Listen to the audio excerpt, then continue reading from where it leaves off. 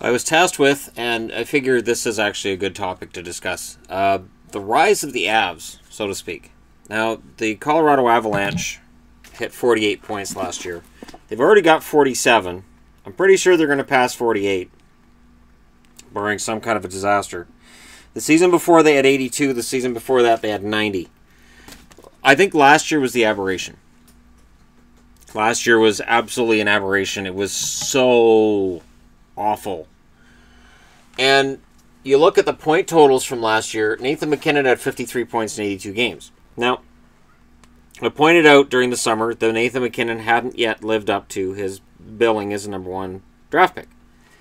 He right now has 52 points in 41 games.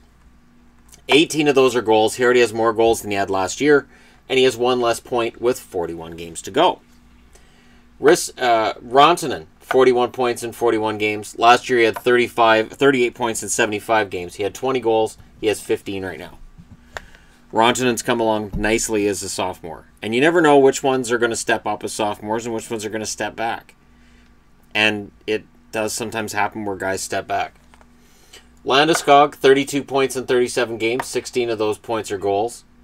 33 points for Landeskog all last season in 72 games.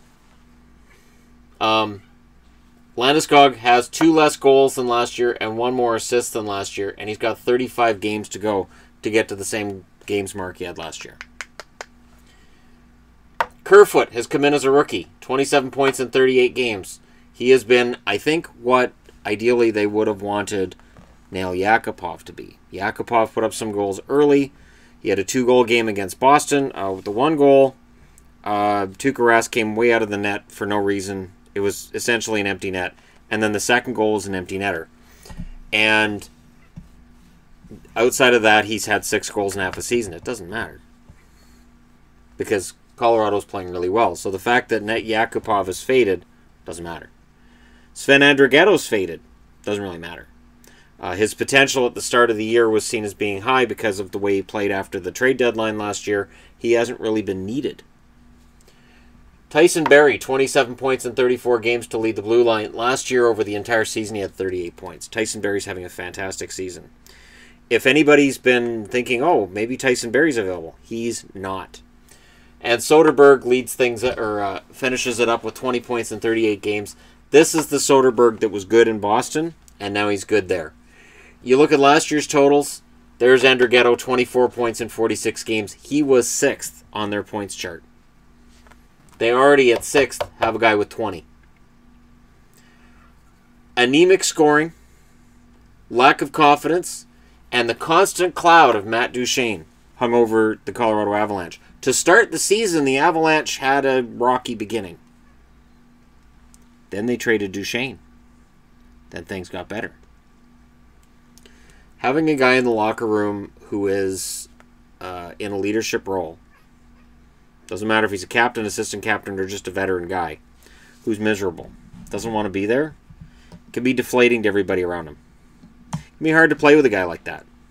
It can be hard to really invest yourself in a guy that you know just doesn't want to be there, that would be gone tomorrow if he could be. And I really think that hung over the team too long. The other big difference, Pickard was forced to be the goalie last year, played 51 games, had a .904 save percentage behind a porous defense.